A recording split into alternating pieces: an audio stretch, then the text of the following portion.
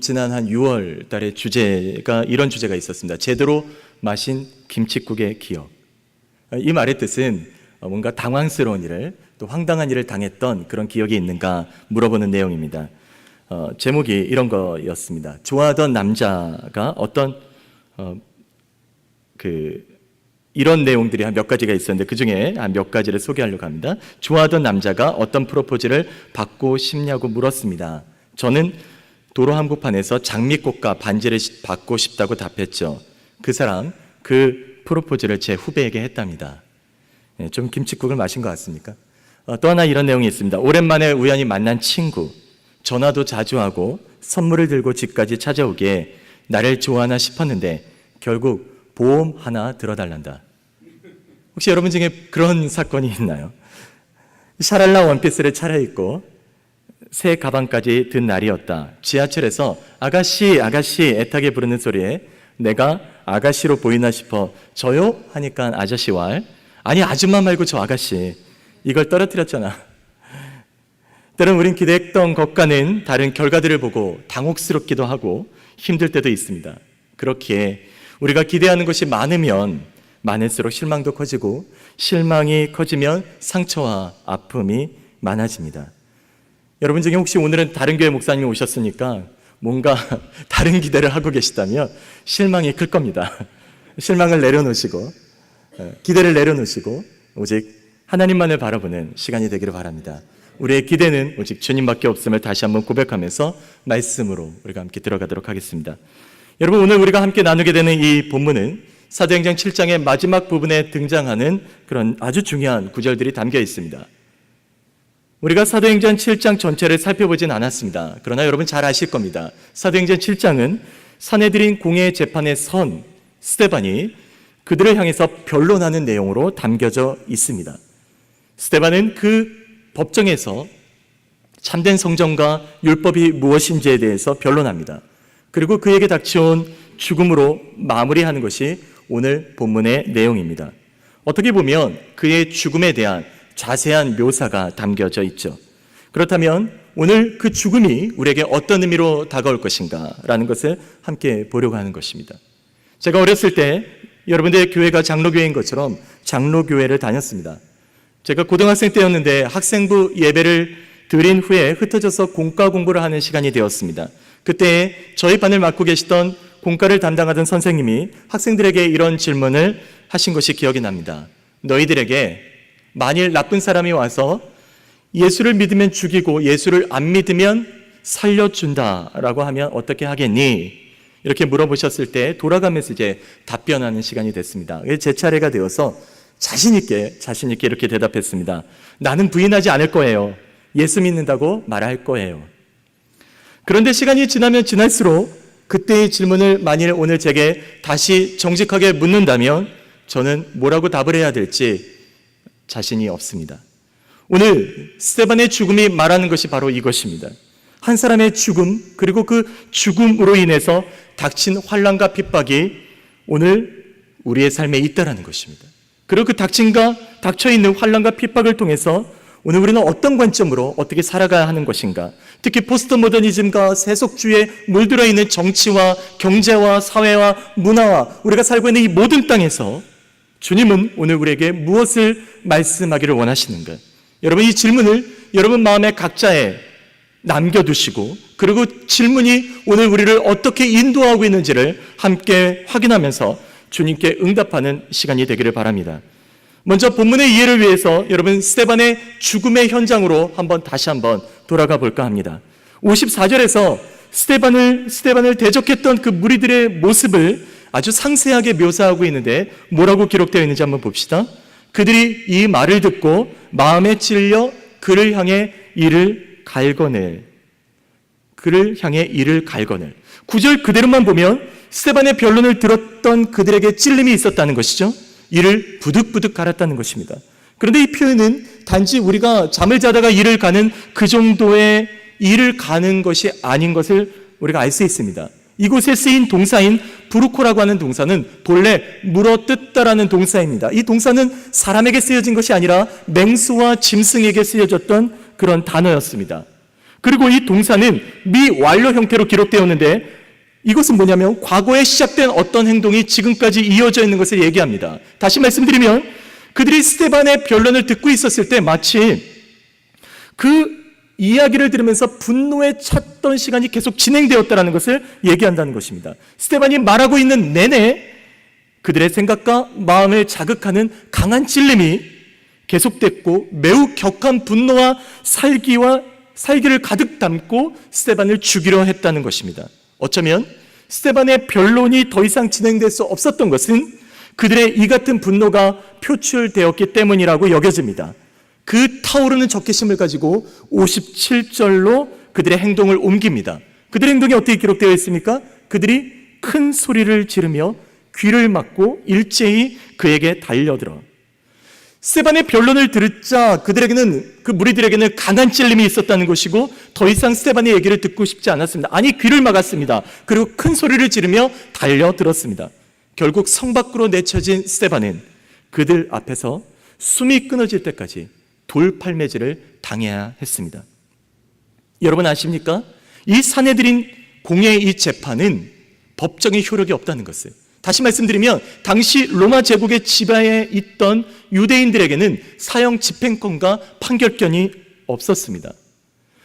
그래서 예수님도 산헤드린 공회의 재판을 하신 다음에 빌라도 재판의 법정에 서야 했습니다. 그러나 스데반을 향한 분노와 저주는 로마법조차 허용되지 않았습니다. 적용되지 않았습니다. 법적인 제도도 소용없었고 종교인에 호소할 수 있는 일말의 양심조차도 허락되지 않았습니다. 너무나 무자비하게 피비린내 나는 죽음의 현장만이 그에게 남겨져 있었다는 것이죠. 그렇다면 여러분, 스데반이 이토록 분노와 살기로 가득한 무리들의 돌팔매질을 당해야 했던 이유는 무엇입니까? 성전과 율법을 모독했다라고 하는 그들의 판결이 아무리 정당하다 하더라도 이런 죽음에 처할 만한 이유가 있는 것인가? 바울이 빌립보에서 그가 복음을 전하다가 감옥에 갇혔습니다. 그때 그 갇힌 이유는 점치는 귀신 들린 여종들의 주인의 수입을, 그 귀신 들린 여종을 고쳐줌으로 말미암아 그 경제권이 끊어지자 그 주인들이 흥분해서 바울을 그리고 실라를 감옥에 가둔 겁니다. 그러나 스데반에게는 그들의 경제권을 끊을 만한 그런 전혀 손해를 끼친 일이 없었습니다. 그리고 여러분도 알다시피 산헤드린 공회의 재판에서 스데반 말고도 베드로와 요한이나 사도들이 재판의 법정에 섰던 일들이 있습니다. 그러나 그들은 이렇게 죽임을 당하지 않았습니다. 단지 예수의 이름으로 말하지 말고 그리고 전하지 말라고 풀려난 적도 있습니다. 그런데 스데반은 이렇게 직결 심판에 죽음에 이를 만한 이유가 전혀 없었고 그들에게 손해를 끼친 일도 없었고 그들에게 저항한 일도 없는데 왜 대체 그는 이 죽음에 마무리를 해야 되는 것인가? 왜 그는 죽어야 될 수밖에 없는가? 저는 이 물음에 대한 답을 최근에 이 땅에 벌어진 일들을 통해서 접근해 볼 수 있었습니다. 여러분도 알다시피 최근 우리 사회의 근간이 흔들 만한 매우 심각하고 매우 고통스럽고 매우 중요한 뉴스를 우리가 하나 접했습니다. 무엇입니까? 여러분도 알다시피 동성 간의 결혼이 합법이 된 것입니다. 지난 6월 26일 날 미 대법원은 결혼은 한 남자와 한 여자의 결합이라고 하는 명시한 결혼 보호법이 위법이라고 판결을 내렸습니다.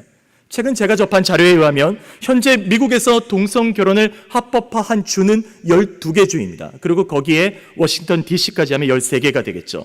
이 중에서 10곳 이상이 오바마 대통령이 취임한 2009년 이후에 동성 결혼이 합법화되었습니다. 또한 이번 연방 대법원의 결정으로 인해서 결혼은 이성 간 결합이라는 이 조항이 있는 캘리포니아 주 헌법에 넣은 주민투표 프로포지션 8이라고 하는데 그 프로포지션 8에 대한 소송을 기각함에 따라서 캘리포니아는 이미 프로포지션 8을 위헌으로 판결한 하급 연방법원의 결정에 근거해서 동성 결혼을 합법화할 수밖에 없게 되었습니다. 그렇게 되면 동성 결혼을 합법화하는 주가 13개가 되는 겁니다. 나머지 37개의 주도 동성 결혼을 합법화하는 것이 눈앞에 닥쳐 있는 일이죠. 또 이 사건이 불꽃이 어디로 튄 줄 아십니까? 여러분 일부 다처제 아시죠? 일부 다처제 몰몬교 내에서도 일부가 허용되고 있는 합법적이 아니지 않습니까? 허용되고 있는 일부 다처제를 주장하는 집단에서 자신들의 권익을 보호할 목적으로 이 결혼보호법이 해체된 것을 들고선 그들이 나오고 있는 그런 움직임들이 포착되었습니다. 하나님이 남자와 여자가 한 몸이 될 것이라고 정한 이 결혼제도가 세상의 온갖 도전 앞에 무너져 내리고 있다는 것입니다. 마치 하와가 선과 악을 알게 하는 나무를 너희가 먹으면 정령 죽으리라고 하신 이 하나님의 말씀을 죽을까 하노라로 둔갑시킨 것과 같다는 것입니다. UCLA 조사에 의하면 커밍 아웃하지 않고 동성애를 하는 사람이 무려 미국인의 10%, 약 3천만 명이 넘을 것이라는 통계가 있습니다. 2002년 갤럽은 미국인들에게 미국의 동성애자가 몇 명 정도라고 생각하는가 조사를 한 결과 남자의 21%, 여자의 22%가 동성애자일 것이라고 답했다고 합니다. 그렇다면 기독교는 안전합니까? 여러분 지금 기독교인들인데 교회 안에 있는데 이 교회는 안전한 것인가요? 우리가 잘 알고 있는 것처럼 그렇지 않습니다. 동성애자를 성직자와 직분자로 임명할 수 있도록 한 교단들이 늘어나고 있습니다. 지금 한 4개 교단이 있죠. 여러분 잘 알고 있는 한인들이 아주 많이 다니는 주류 교단도 이에 속해 있습니다. 그리고 2주 전에 제가 크리스찬 타임즈를 보니까 동성애자 중에 기독교인이 무려 40% 이상이 된다고 합니다. 여러분, 왜 이렇게 여러분들께 이 시대의 문제를 매우 자세하게 이야기할 수밖에 없는가? 이것이 남의 얘기입니까? 아니라는 것이죠. 바로 우리들의 얘기입니다. 여러분의 얘기이고요, 우리 교회의 얘기고 우리 자녀들의 얘기입니다. 직접 돌을 죽이는 것만이 살인이 아닙니다. 세상은 성적 자유 권리라고 하는 코드로 무장해서 이 돌을 가지고 하나님을 대적하고 예수 믿는 성도들을 대적하고 있다는 것이죠. 이전에는 숨어서 대놓고 하지 못하던 것들이 공공연하게 머리를 치밀고 올라와서 온갖 유혹과 핍박으로 합법적인 제도를 갖춘 채 성도들을, 이 교회들을 향해서 공격하고 있다는 것입니다. 이 고통스러운 시대에 여러분들은 스데반과 같은 상황에 직면하고 있다는 것을 알아야 한다는 것입니다. 여러분, 스데반은 그들을 향해서 직접적으로 위협을 가했습니까? 아닙니다. 그냥 말씀만을 전했습니다. 그러나 그들의 양심이 찔림을 받았고 분노에 일으켜서 죽음에 이른 것이 아닙니까? 오늘 우리가 세상을 향해서 대체 뭘 하고 있습니까? 우리가 세상을 향해서 돌을 던졌나요? 우리가 세상을 향해서 비난했나요? 아닙니다. 스데반처럼 어쩌면 순전하게 아무것도 하지 않았습니다. 그런데 그들은 왜 우리를 향해서 돌을 던지고 있냐는 것입니다. 왜 세상은 우리를 향해서 분노하고 그리스도인들을 죽이려 하냐 이건죠. 바로 이것이 이 시대 사단이 우리를 공격하는 전형적인 모습이라는 것을 우리가 깨달아야 한다는 것입니다. 남의 얘기가 아니라는 겁니다. 이 땅의 문제, 바로 여러분들의 얘기라는 것이죠. 나만 잘 살면 되지, 나만 열심히 믿으면 되지, 나만 거룩하면 되지, 그래서 나의 믿음만 지키면 되지가 아니라는 겁니다. 점점 파도처럼 밀려오는 세파에 우리는 노출되어 있고 우리가 이것을 이길 수 있는가, 여러분 정직하게 물어봐야 한다는 것이죠. 이런 말씀으로 주님이 우리에게 물으신다면 너희들이 이 시대를 보라는 것입니다. 스데반을 향해서 던져진 그 돌이 스데반이 맞아 죽을 뻔한 것이니 아니라는 겁니다. 맞아 죽을 뻔한 것이 아니었다는 것입니다. 그런데 왜 맞아 죽을 뻔한 일이 아닌데 왜 그가 죽어야 합니까? 그것은 바로 이 시대가 우리 그리스도인들을 향해서 지금 너희들이 그곳에 놓여 있구나, 너희들이 그곳에 놓여 있다라고 주님이 우리에게 말씀하신다는 겁니다. 사랑하는 여러분, 그렇다면 이 시대를 향해서 주님 앞에 우리는 어떤 결심과 도전이 필요한 것입니까? 우리는 어떤 결심과 도전을 가져야 하는 것인가요? 여러분, 2가지 정도를 말씀드리고 싶습니다. 첫 번째, 여러분이 마음에 굳게 해야 할 것이 있다면 주변의 현실과 환경을 보지 마시고 주님을 바라보는 여러분들이 되시기 바랍니다. 오직 주님만을 바라보기로 결단하시기 바랍니다. 55절과 56절을 한번 같이 읽어보겠습니다. 스데반이 성령 충만하여 하늘을 우러러 주목하여 하나님의 영광과 및 예수께서 하나님 우편에 서신 것을 보고 말하되 보라 하늘이 열리고 인자가 하나님 우편에 서신 것을 보노라 한대. 여러분, 지금 스데반을 향해 달려드는 무리들은 소리를 지르고 귀를 막고 이를 갈며 달려드는 무리들이죠. 그런 무리들이 오는 것을 모를 리 없지만 스데반은 그들을 보지 않았습니다. 무엇에 주목하고 있습니까? 하늘을 주목했다. 하늘을 주목했다. 하늘을 봤다는 것입니다. 세상에 환난과 핍박과 방해가 없다는 것이 아닙니다. 있습니다. 동성결혼이 합법화되었기 때문에 주마다는 다르지만 전통적으로 보수적이고 그리고 매우 복음주의 교단이 많다라고 하는 이 조지아도 언젠가 우리는 매우 심각한 상황에 직면해야 될지도 모르겠습니다. 그래서 점점 예수 믿는 사람들이 살기 힘든 구조로 세상이 바뀌어갈 것입니다. 전통적인 가족 개념이 바뀐다라고 하는 것은 무엇을 얘기하는 것입니까? 전통적인 윤리관이 무시당하기 시작했다는 것을 의미한다는 것이죠. 그래서 디모데후서 3장 1절에서 5절 말씀에서는 주님께서 이 마지막 시대를 살아가는 우리들을 향해서 이렇게 경고하십니다. 디모데후서 3장 1절 5절 준비된 슬라이드를 보고 우리가 한번 같이 읽도록 하겠습니다. 너는 이것을 알라. 말세에 고통하는 때가 이르러 사람들이 자기를 돈을 사랑하며 자랑하며 교만하며 비방하며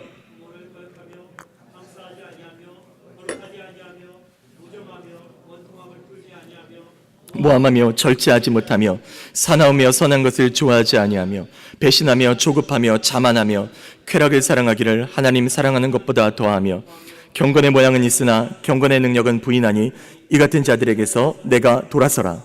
그렇습니다. 마지막 때의 대표적인 현실들이 물밀듯 우리 사회와 가정에 들이닥칠 것입니다. 심지어 교회도 마찬가지입니다. 이 마지막 때가 매우 교묘한 것이 무엇인지 아십니까? 하나님을 사랑하는 것을 못하게 하거나 핍박으로 일관하는 것이 아닙니다. 말씀을 보십시오. 너희는 말세에 고통하는 때가 이르러 사람들이 자기를 사랑하고 돈을 사랑하고 자랑하며 교만하며 비방하며 부모를 거역하며 감사하지 아니하고 거룩하지 아니하며 무정하며 원통함을 풀지 아니하며 모함하고 절제하지 못하며 사나우며 선한 것을 좋아하지 아니하며 배신하며 조급하며 자만하며 쾌락을 사랑하기를 하나님 사랑하는 것보다 더했다. 무슨 말씀이죠? 하나님을 사랑하라는 겁니다. 하나님을 사랑하라는 거죠. 그런데 돈도 사랑하라. 그리고 교만해라. 부모를 거역해라. 감사하지 말라. 무정해라. 원통해라. 쾌락해라. 그렇게 얘기하고 있다는 겁니다. 사랑하는 여러분, 이것이 세상에서 우리에게 향하는 메시지입니다. 결혼 제도를 아예 파괴하는 것이 아닙니다.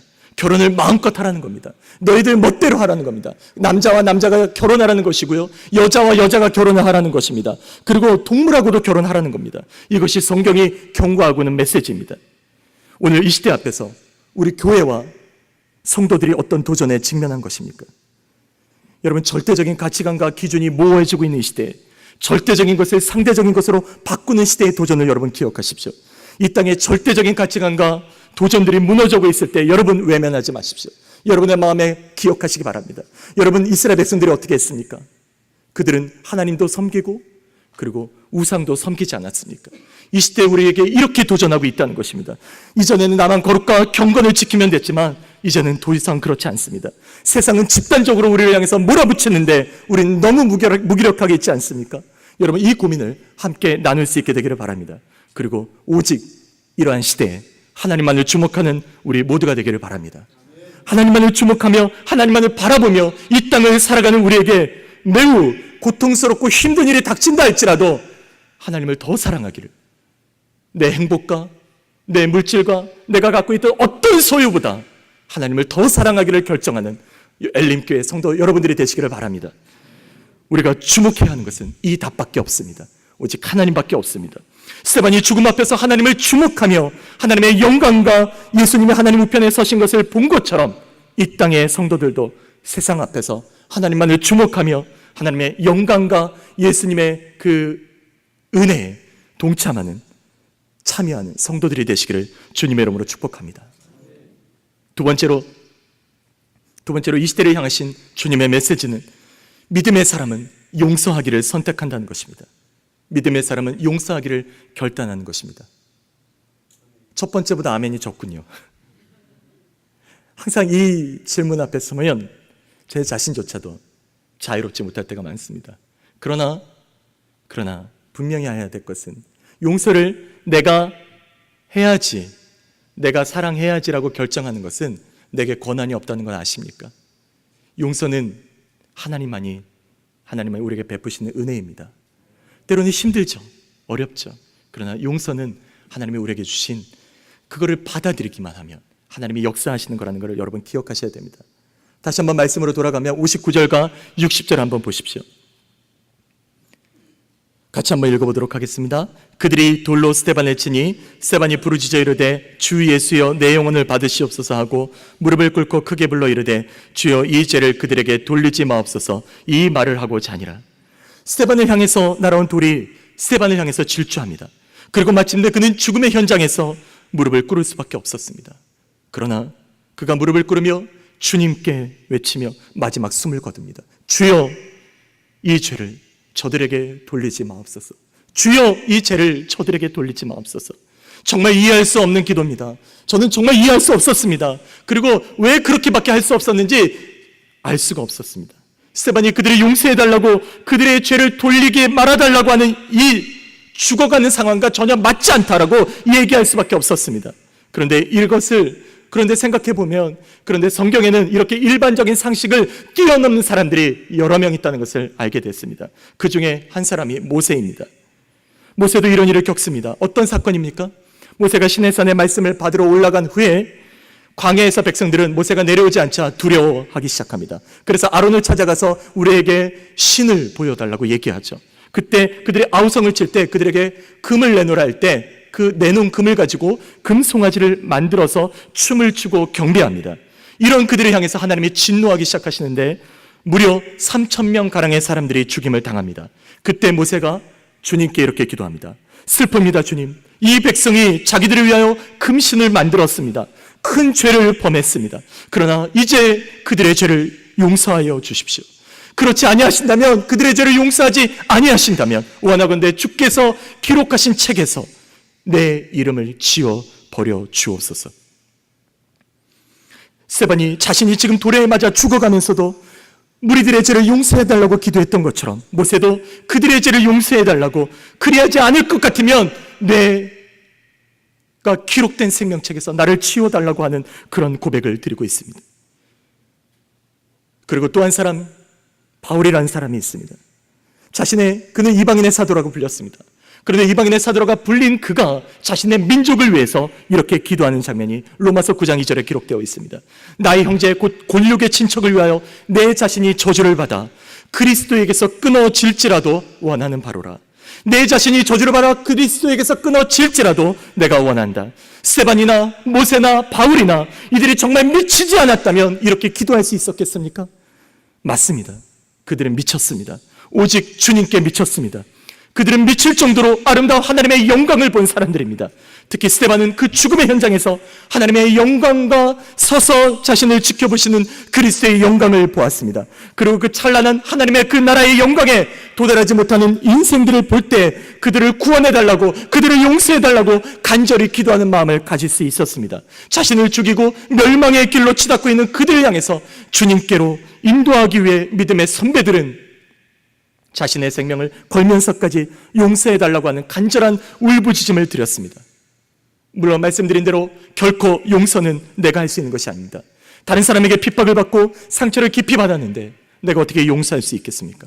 정말 불가능한 것처럼 여겨집니다. 내가 이렇게 아픈데, 내가 이렇게 힘든데 내가 어떻게 용서할 수 있을까요? 정말 용서할 수가 없죠. 때론 내가 옳기 때문에도 용서할 수 없습니다. 때론 내가 정당하기 때문에도 용서할 수 없습니다. 내 주장이 맞지 않습니까? 그렇기 때문에 용서할 필요가 없다고 생각합니다. 그런데 여러분, 주님은 그럼에도 우리가 용서의 사람이 되기를 원하십니다. 70번씩 7번이라도 용서하기를 원하십니다. 용서가 무엇인지 주님이 보여주기 위하여 자신의 몸을 십자가에 죽여 달려 죽으시기까지 우리의 죄를 용서하신 분이십니다. 자신을 비워 종의 형체가 되어서 우리를 섬기게 하여 십자가에 달려 용서가 무엇인지를 보여주신 분이십니다. 이것이 우리를 향하신 하나님의 용서의 표현이었습니다. 그렇다면 여러분의 주변에, 여러분의 가정에, 여러분의 그 자녀들을 향하여, 여러분의 교회에, 그리고 여러분의 이웃에, 그리고 이 땅을 향하여 우리가 마땅히 용서할 수 있는 믿음의 사람이 되어야 하지 않겠습니까? 왜냐하면 주께서 그렇게 하셨기 때문입니다. 내 책임이 아니라 하나님의 권한입니다. 만일 내가 용서할 수 있다고 한다면 내 책임이 돼버립니다. 그러나 하나님이 하실 수 있는 것에 우리는 그냥 맡겨드릴 수밖에 없습니다. 내 힘으로 용서할 수 없더라도 용서하시는 것이 하나님의 뜻이라면 받아들이십시오. 부인하지 마십시오. 그냥 받아들이시면 됩니다. 저도 그럴 때가 너무나도 많았습니다. 여러분도 같은 마음이라고 여겨집니다. 용서하지 않는다면 용서할 때까지 우리는 주님의 뜻에 순종하지 않는 것입니다. 요한일서 4장 20절에는 이 용서에 대해서 다음과 같이 강력하게 우리에게 메시지를 던지고 있습니다. 같이 한번 읽어보겠습니다. 누구든지 하나님을 사랑하노라 하고 그 형제를 미워하면 이는 거짓말하는 자니 보는 바 그 형제를 사랑하지 아니하는 자는 보지 못하는 바 하나님을 사랑할 수 없느니라. 하나님을 사랑한다고 하면서 형제를 용서할 수 없다면 그것은 거짓말이라는 것입니다. 또한 용서하지 않는다면 하나님을 사랑하는 것도 거짓이라는 것입니다. 여러분 어떤 믿음을 갖고 계십니까? 그러므로 용서는 조건적이 아닙니다. 조건이 없습니다. 그리스도께서 용서하셨기에 그냥 우리에게 베푸셨기에 그것을 믿음으로 받아들이는 것이 그것이 용서라는 것입니다. 그리스도께서 십자가에서 우리를 용서하신 것처럼 영원히 죽어야 될 존재인 우리를 용서하신 것처럼 우리도 그리스도의 본을 따라서 그 용서에 동참하는 성도가 다 되기를 주님의 이름으로 축복합니다. 제가 최근에 목회자 컨퍼런스에 다녀온 적이 있었는데 그때 말씀을 전하시는 어떤 목사님이 이 시대에 모델이 없다, 이 시대에는 샘플이 없다, 이 시대에 따라갈 롤 모델이 없다라고 얘기하시면서 한자에서 그것을 발견했다라고 얘기하시면서 소개해 준 그런 한자가 있습니다. 그 한자는 근본 본자입니다. 이 근본 본자는 이렇게 설명을 하셨습니다. 십자가에 사람이 놓여 있는 겁니다. 그리고 그 놓여 있는 그 십자가에 일자로 한 획을 그으면 바로 예수님을 중심에 모신 인생, 바로 그것이 바로 이 땅의 모델이라는 것입니다. 누구를 얘기하는 것입니까? 바로 옆에 있는 여러분들을 보십시오. 한번 보십시오. 웃지만 마시고요. 바로 여러분들이 바로 모델이 되어야 한다는 것입니다. 아니, 주님은 당신의 생명을 우리에게 주셔서 바로 여러분들이 모델이라고 말씀하십니다. 믿습니까? 여러분들이 모델입니다. 이 땅에 세상에 어떤 험악한 일이 있다 할지라도, 세상에 어떤 어려움이 있다 할지라도 여러분이 모델이라고 얘기하십니다. 왜요? 우리가 예수의 십자가를 중심에 모셨기 때문에, 예수님이 우리 안에 계시기 때문에 우리는 이 땅에 바로 하나님의 아들이라고 일컬음을 받았다 아닙니까? 여러분이 바로 그 주인공들이십니다. 십자가 아래 나를 엎드리고 그리고 그 십자가를 내 마음의 중심에 모시고 살아간다면 여러분 이 땅에 어떤 일이 있다 할지라도, 비록 스데반과 같은 현실 앞에 우리가 놓여 있다 할지라도, 우리는 아무것도 하지 않았는데 세상이 우리를 조롱하고 멸시하고 우리를 힘들게 한다 할지라도 여러분이 주를 모시고 있다면, 십자가를 모시고 있다면 여러분이 이 땅의 모델이라는 것입니다. 믿습니까? 바로 그 믿음으로 여러분 사시기를 바랍니다. 이 마레타 지역이 여러분들로 인하여 변화될 수 있음을 믿습니다. 세상에 그 어떤 어려움과 상처 입은 영혼들이 온다 할지라도 여러분들의 용서를 통하여, 여러분들의 사랑을 통하여 그들이 변화될 것이라고 믿습니다. 바로 그 십자가의 사랑이 여러분 가슴에 새겨지는 모든 성도님들이 되시기를 주님의 이름으로 축복합니다. 스데반은 자신이 죽어가는 그 현장에서도 십자가를 붙들었습니다. 여러분 어떤 현장에 여러분이 살고 있는지는 저는 모릅니다. 그러나 여러분이 있는 그 현장에 주님이 바로 함께 계심을 믿습니다. 그 십자가의 현장에 바로 십자가를 모시고 엎드리고 그 십자가를 가슴에 품고 주 앞에 달려가는 엘림교회 모든 성도님들이 되시기를 주님의 이름으로 축복합니다. 아멘. 기도하시겠습니다.